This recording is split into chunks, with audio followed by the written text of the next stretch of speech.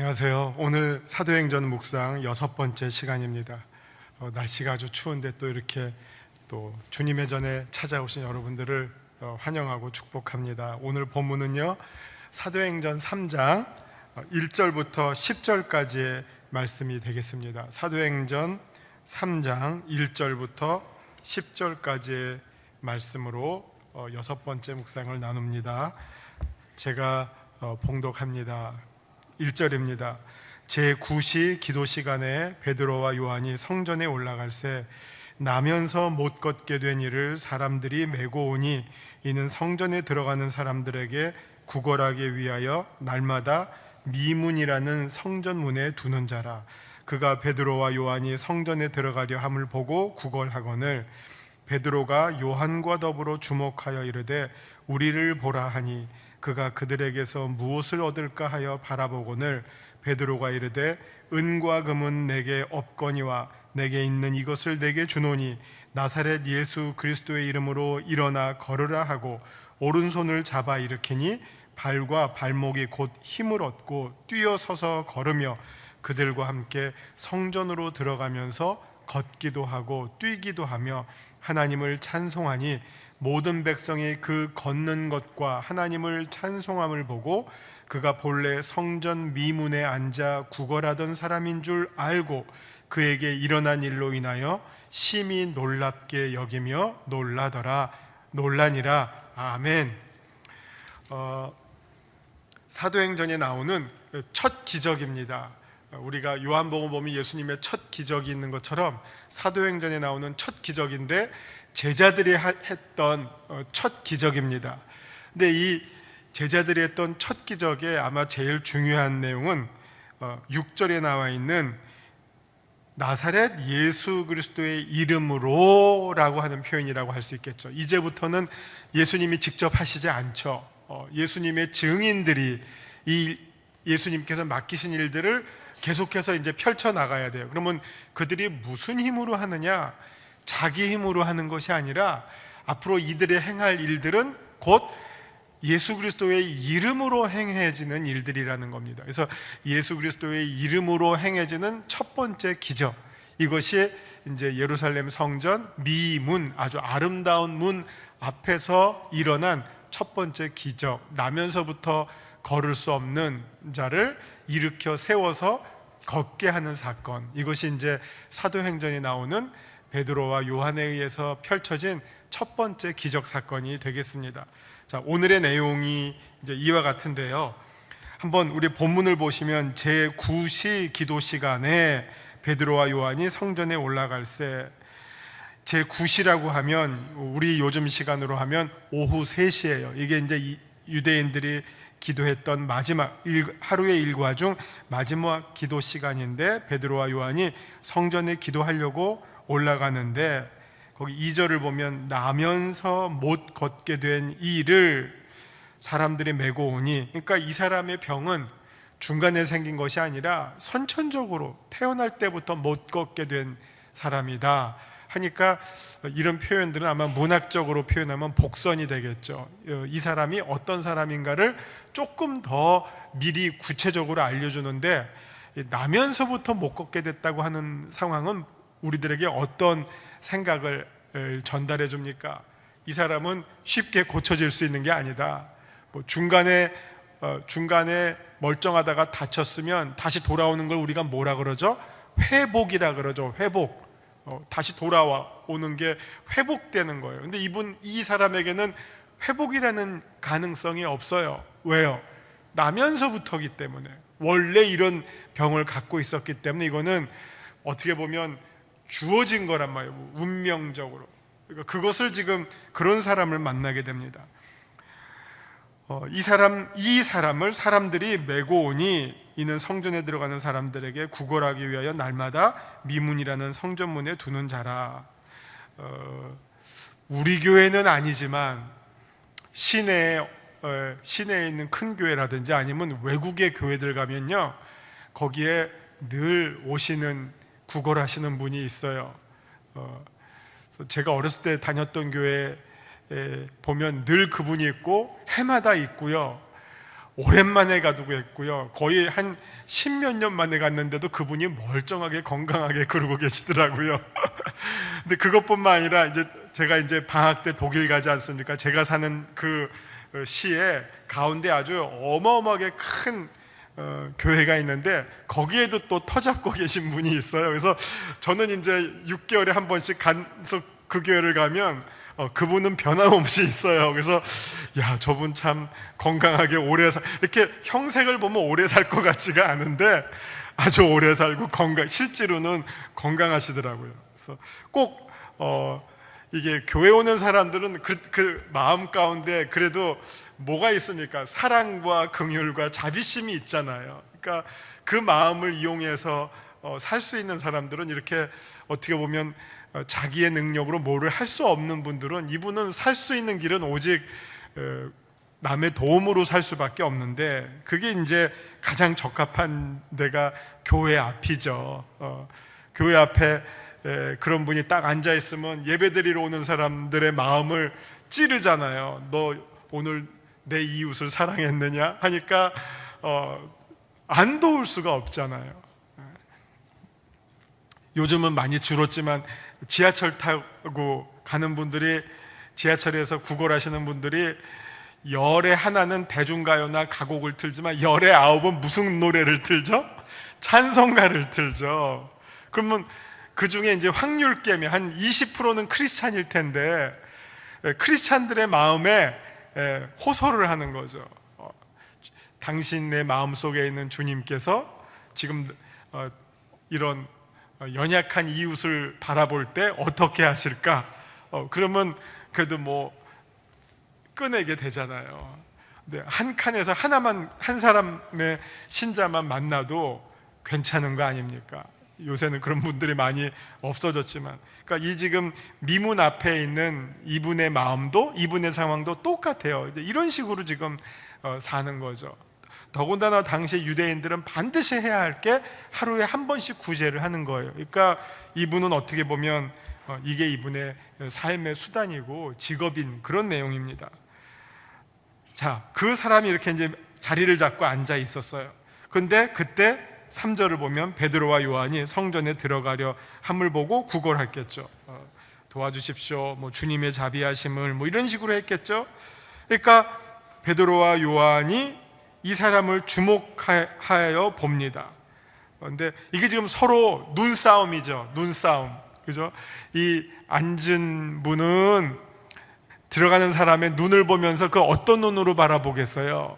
상대방의 어떤 동정심을 일으키는 그런 눈빛으로 아주 애절하게 바라볼 거 아니에요. 이게 좀 이 성경을 보시면서 이 두 사람, 이 양쪽의 이 시선이 어떻게 교차되는지를 한번 읽어보시면 그 그림이 그려지지 않습니까? 이 사람은 정말 이 베드로와 요한을 바라보면서 나를 도와줘야 될 텐데 하면서 가장 불쌍한 표정을 지으면서 도와달라는 표정으로 바라봤을 거예요. 근데 베드로와 요한도 그 사람을 함께 보는 거예요.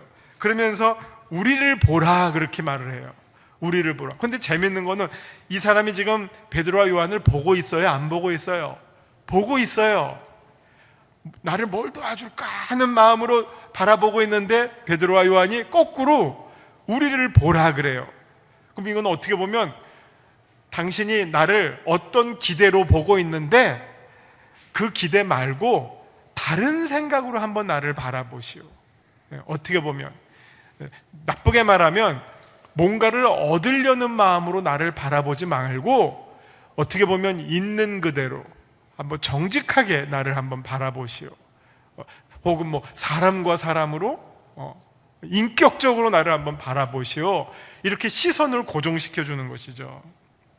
그가 그들에게서 무엇을 얻을까? 이 사람들이 왜 이러지? 뭐 아마 그런 호기심을 가지고 할 때 베드로의 말이 나옵니다. 6절을 보시면 베드로가 이르되 은과 금은 내게 없거니와, 이 말을 왜 했겠어요? 이 구걸하는 사람이 베드로와 요한을 바라볼 때 그 시선은 무엇을 구하는 시선입니까? 은과 금을 구하는 시선으로 바라봤어요. 그러나 베드로와 요한이 그 사람을 직시했을 때의 그 시선은 당신에게 정말 필요한 것은 은과 금이 아닙니다. 우리가 줄 수 있는 것, 그것이 지금 당신에게는 필요합니다 하면서 은과 금은 내게 없지만 내게 있는 것, 그것을 당신에게 줍니다. 그것이 곧 나사렛 예수 그리스도의 이름으로 일어나서 걷는 것입니다. 이 거린이 기대했던 것은 무엇입니까? 은과 금이지 자기가 일어나서 걷는 것은 꿈에도 생각 못하고 있어요. 생각지도 않은 거예요. 그러나 우리의 그 사람의 생각을 뛰어넘어서 베드로와 요한이 이 사람에게 정작 주고 싶은 것은 그냥 당신이 한 끼 입에 풀칠할 수 있는 은과 금이 아니라 당신의 정말 가장 나면서부터 그런 삶을 살은 그 사람에게 그 어떤 장애로부터 뛰어넘을 수 있는, 일어나서 걸을 수 있는 그 축복을 제가 여러분에게, 당신에게 줄 수 있습니다. 이 축복은 나사렛 예수의 이름으로 주어지는 것입니다 하는 사실을 알려주죠. 그리고 오른손을 잡아 이끄니 발과 발목이 곧 힘을 얻고 뛰어서서 걸으며 그들과 함께 성전으로 들어가면서 걷기도 하고 뛰기도 하고 하나님을 찬송하니, 이렇게 나옵니다. 자, 여기서 놀라운 거는요, 오른손을 잡아 일으키니 발과 발목에 힘을 얻었다 그래요. 여러분 혹시 오랫동안 무슨 다리 수술해서 누워만 계시거나 걷지 않고 계속 계셔 보신 분들 계시죠? 오랫동안 안 쓰면 근육이 없어서 걸을 수가 없어요. 처음부터 못 걸어요. 막 이제 풀고 근육을 조금 만들어야지 비로소 다시 걸을 수가 있어요. 근데 이 사람은 나면서부터 못 걸었던 사람이기 때문에 사실 그 사람의 다리를 한번 상상해 보세요. 뼈밖에 없고 뼈와 가죽밖에 없는 다리예요. 뼈와 가죽밖에 없는 발이에요. 걸을 수 있는, 그 몸을 지탱할 수 있는 근육이 하나도 없는 그런 피골이 상접한 다리가 일어나서 힘을 얻고 걷게 되면서 심지어 뛰게 됐다는 거죠. 뛰어서서 걸으며 그들과 함께 성전으로 들어가서 걷기도 하고 뛰기도 하며 하나님을 찬송했다 합니다. 우리가 이제 성경을 보시면서 수많은 치료의 장면들이 나와요. 근데 치료의 장면들이 다 하나의 패턴이 아니에요.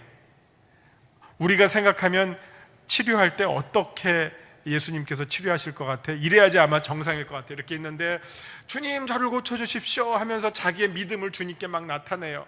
그럼 주님께서 너 믿음이 좋구나, 그래 내가 고쳐주마 하니까 고침을 받고 감사합니다, 이렇게만 생각하시죠. 근데 아닌 경우도 많아요. 이 사람의 경우 믿음이 있었습니까? 없었습니까? 믿음이 없어요.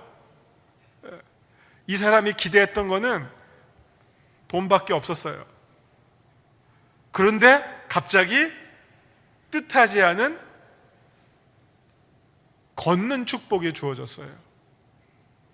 그랬더니 이 사람이 어떻게 마지막에 반응합니까? 8절의 끝에 하나님을 찬송하게 됐다는 거죠.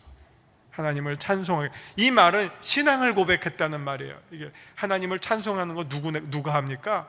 믿음을 가진 자가 하죠. 믿음이 없었지만 이 사건을 통해서 하나님을 만나고 예수 그리스도의 이름으로 회복됨을 얻고 결국 마지막에는 하나님을 찬양하게 됐다. 이게 또 하나의 그 치유받는 거에 또 하나의 사건이에요. 근데 또 이렇게만 나오느냐? 치유받았다고 다 하나님을 찬송하느냐? 아니에요. 누가복음에 보면 10명의 문둥병자 있었죠? 10명 중에 몇 명이 치유를 받았죠? 10명 다. 근데 그들 가운데 정말 끝에 하나님께 감사하고 찬양한 사람은 몇 명이죠? 한 사람. 경우마다 다 달라요. 그러니까 이게 성경이, 그래서 어떻게 보면 저는 그래서 성경이 살아있는 책이라고 생각해요. 한 가지 길만 있다면 그건 성경은 그냥 원리 하나밖에 없어요. 그러나 성경은 다양한 원리가 있어요. 그렇기 때문에 때마다 다양한 방법을 통해서 하나님께서 우리에게 다가오시는 방법은 다 사람마다 달라요. 자기가 맞는 하나님이 곧 정답은 아니에요. 어떤 사람은 믿음을 가지고 치유받는 사람이 있고, 믿음 없이 치유받는 사람이 있고, 치유받았지만 믿음이 안 생긴 사람이 있고, 치유받았지만 믿음이 생긴 사람이 있고, 다 경우마다 달라요. 우리가 오늘의 내용 안에서는 비록 이 사람이 믿음 없이 치유를 받았지만, 그러나 이 사람의 경우는 치유를 받고 믿음을 갖게 된 경우를 우리가 보게 된다는 거죠. 어떻게 보면 제일 좋은 예죠. 그렇죠? 좀 가만히 있는데 하나님께서 갑자기 은혜를 주시고, 그 은혜를 받고 나서 보니까 하나님이 정말 살아계신 주님이고, 나사렛 예수의 이름으로 산다는 것이 어떤 것이라는 것을 내가 경험하게 됨으로 말미암아 예수 그리스도를 믿고 하나님을 찬양하는 사람이 되었다 하는 것. 그 다음에 사실 그 다음에 이어지는 내용도 이 사람의 치유받은 사건이 하나의 예수 그리스도의 이름을 증거하는 하나의 수단이 되고 예가 되는 것이에요. 그러니까 이 사람의 치유 사건이 사도행전의 첫 기적으로서 아주 중요한 의미와 그 역할을 하게 된다는 것을 보게 됩니다. 그래서 우리가 오늘 보시게 되는 내용은 이제 이런 내용들이 주로 이어지고 있습니다. 우리 이제 유임을 보시면서 설명해 드리겠습니다. 만남을 통한 기적입니다. 이 기적이 일어날 때 첫 번째는 이 사람이 수많은 사람을 만나겠죠. 성전에 들어오는 수많은 사람들. 그러나 그가 만났던 수많은 사람들은 스쳐 지나가는 사람들이 더 많았을 것이고, 그 중에는 한두 푼 던져주는 사람도 있었겠죠. 그러나 가장 결정적인 만남은 어떤 만남입니까? 베드로와 요한을 만난 사건이죠. 정말 이 베드로와 요한을 만났다는 이 만남 자체가 이 사람에게는 인생 일대의 최고의 축복의 기회가 됐던 것이죠. 그 만남을 통해서 기적이 일어나게 됩니다. 자, 말씀 요점입니다. 성령의 충만함을 받은 베드로와 요한은 기도하기 위해 성전에 올라가던 중 장애인의 불치병을 단번에 치유하게 됩니다. 이 일은 사도들 속에 함께 하시는 예수님의 능력, 예수님의 이름으로 나타나는 능력이 나타나기 시작한 것입니다. 자, 말씀 산책입니다. 하루 중 유대인들의 마지막 기도 시간이었던 오후 3시에 베드로와 요한이 예루살렘 성전에 들어가고 있었습니다. 이때 걷지 못하는 장애인도 사람들의 도움을 입어서 성전에 나왔습니다. 이 사람의 이제 하루였겠죠. 이들을 만나게 된 곳은 성전에 들어가도록 아름답게 장식된 문이 있는 곳이었습니다. 그래서 이 미문, 아마 성전의 문을 아름답게 장식해서 아름다운 문이라는 뜻의 미문입니다. 장애인이 성전에 나온 곳은 생계를 위해서 사람들에게 돈 몇 푼을 얻고자 함이었습니다. 비록 그가 성전에 들어가서 하나님께 예배를 드리고 싶었겠지만 사실상 그는 오래전에 이 일을 포기해버린 사람이었습니다. 그러니까 이 사람에게 중요한 것은 성전 안에 들어가서 예배를 드리는 것보다 성전 입구에서 들어오는 사람들에게 이 구걸을 해서 자기의 그 생계를 유지하는 것, 이게 더 중요했던 사람이죠. 그런데 베드로와 요한이 이 장애인을 만나게 되면서 이 사람의 오랜 소망이자 포기해버린 희망이 현실로 나타나게 되었습니다. 베드로가 예수 그리스도의 이름으로 이 사람의 질병을 치료했기 때문입니다. 베드로는 자신에게 있는 것과 없는 것을 잘 알고 있었습니다. 은과 금은 내게 없지만 정말 내가 갖고 있는 것은 무엇이냐? 예수 그리스도의 이름과 그분의 능력이 당신을 일으킬 것입니다 라고 하는 그 믿음은 예수 그리스도에 대한 믿음이고 또 성령의 역사하심에 대한 믿음이죠. 성령의 역사하심에 대한 믿음, 그 믿음에 의지해서 또 예수 그리스도의 이름에 의지해서 또 성령의 능력에 의지해서 그 사람을 일으키게 됩니다. 베드로는 그래서 이제 무엇보다도 자신에게는 예수 그리스도의 이름과 능력이 얼마나 소중한 것인지를 잘 깨달은 자였습니다. 베드로는 장애인의 오른손을 잡아 일으켰고 예수님께서는 베드로의 기도에 응답해 주셨습니다. 베드로 속에 있는 예수님의 인격과 능력이 베드로가 만난 장애인에게 그대로 나타난 것입니다. 여기서 이제 이게 예수님의 인격과 능력이라고 하는 것이 아마 여러분에게는 그렇게 크게 다가오지 않겠지만 사도행전을 쭉 보시면 이 기적과 이사가 나타날 때마다 그 어떤 그 분별이 있냐면요, 요게 마술이냐 아니면 성령의 능력이냐 하는 요 분별하는 그 멘트가 꼭 나와요. 사람들이 볼 때 요거 마술인가 아니면 성령의 능력인가 하는 이 시비가 꼭 생겨요. 왜냐하면 바울과 바나바가 기적을 일으킬 때도 사람들은 야, 새로운 신이 나타났다, 혹은 뭐 어떤 기적이 나타나면 저거 무슨 어떤 수리수리 마술이 아니야? 옛날 사람들은 그렇게 생각했다는 거죠. 그럴 때마다 이 제자들은, 사도들은 이거는 내가 한 것이 아니라 누가 한 것이죠? 성령님께서 하신 것이고 예수 그리스도의 이름으로 이루어진 일이기 때문에 내가 영광을 받을 일이 아니라 주님께 영광을 돌려야 할 일이다. 언제나 요렇게 사람들을 계몽시켜 줬어요. 그게 그 사도행전에서는 성령의 역사가 나타날 때마다 꼭 뒤따랐던 설명들입니다. 그래서 아까 제가 처음에 말씀드린 나의 이름으로, 나의 능력으로, 베드로의 능력으로, 베드로의 힘으로 하는 것이 아니라 예수 그리스도의 이름으로 하게 되는 것이죠. 우리들도 다 마찬가지죠. 우리가 무슨 기도하시다가 뭐 사탄을 내쫓아 보신 경험이 있으시다면 내가 말하노니 너 나가, 이런 사람은 교주죠. 그렇죠? 우리는 뭐라고 말합니까? 나사렛 예수 이름으로 명하노니 사탄아 물러가라. 우리가 그렇게 말할 수 있는 힘과 능력이 어디로부터 옵니까? 예수 그리스도로부터 옵니다. 나 자신으로부터 오는 게 아니에요. 하나님의 능력으로 우리가 이 일을 행하는 것이지 나의 능력으로 행하는 것이 아니라는 사실을 꼭 기억하셔야 됩니다. 그래서 우리가 교만할 이유가 하나도 없어요. 내 능력으로 하는 것이 하나도 아닙니다. 자, 이 사건을 목격한 사람들이 그 다음에 어떻게 반응을 합니까? 베드로와 요한을 높이는 게 아니라 누구를 높이죠? 하나님께 찬송했다는 것입니다. 이 사건을 목격한 사람들은 이 같은 기적이 자신들의 눈앞에서 발생한 것으로 인해서 놀라워했다는 것이며 어안이 벙벙해졌습니다. 어떻게 이런 일이 일어날 수 있을까?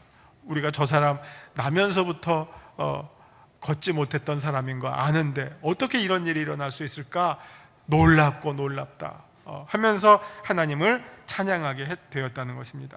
말씀 적용 부분입니다. 예수님은 어떤 분이십니까? 예수님은 십자가의 죽음 이후에 부활하고 승천하셨지만 성도들의 삶 속에서 구체적으로 찾아오셔서 위로하시고 격려하시고 힘주시는 분입니다. 예수님의 이름은 위대하고 능력이 있습니다. 이 이름이라고 하는 표현은 예수님을 대신하는 거죠. 우리가 내 이름, 우리가 나를 어떻게 표현합니까? 이름으로 표현하잖아요. 그 이름이라고 하는 기능은 나를 대표하는 기능이고 나를 대신하는 것처럼 예수님은 지금 하나님 우편에 계시기 때문에 우리가 이 땅에서 예수님의 어떤 행세를 하려면 어떻게 할 수밖에 없습니까? 그 예수님의 이름으로 우리가 한다는 것이죠. 그래서 우리가 기도할 때도 예수님의 이름을 의지해서 하는 기도로 우리의 기도를 마치게 된다는 것입니다. 그 다음에 내게 주시는 교훈은 무엇입니까? 3절과 4절, 나와 함께 하시는 예수님을 더욱 신뢰하고 의지하시기를 바랍니다. 이것을 통해서 우리의 삶 속에서 만나는 사람들이 예수님의 은혜를 더욱 입기를 원합니다. 자, 이제 우리 사도행전을 통해서 누가가 아주 강조하는 것이 있습니다. 이건 뭐냐면요, 누가가 말하는 구원이 어떤 구원인가를 하는 것, 어떤 내용인가 하는 겁니다. 한번 참고로 누가복음 4장 18절에서 19절 보시겠습니다. 누가복음 4장 18절 19절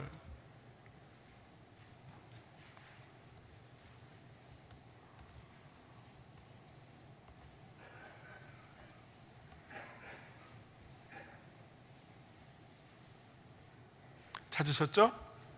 자, 제가 두 절을 읽습니다.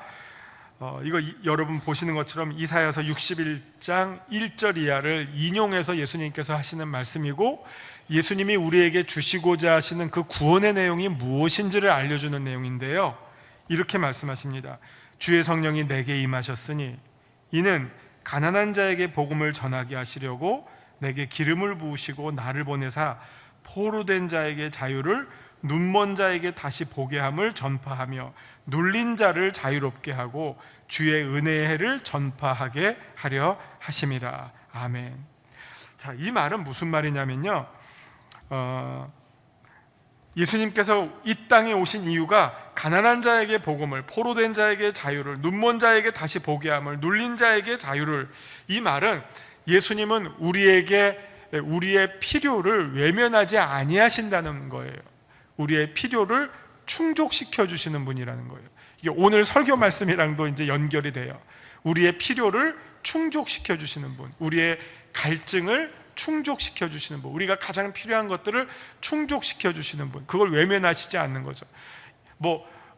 너는 그냥 그대로 살아라, 그냥 구원만 받으면 된다, 이렇게 딱 잘라서만 생각하시는 게 아니라 우리의 모든 삶이 회복되기를 원하시는 분이에요.